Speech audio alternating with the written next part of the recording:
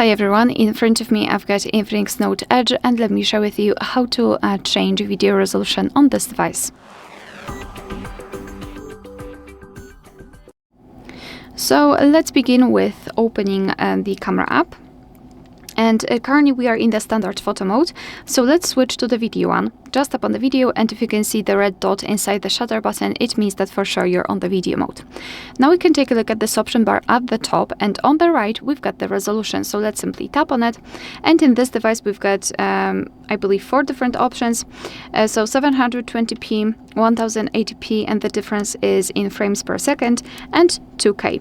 And I have accidentally applied 2K, but basically this is how to do it.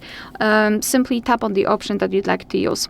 I'll pick 720p. As you can see, it is right now visible here, and it means that from now on our device will use the resolution whilst recording a video.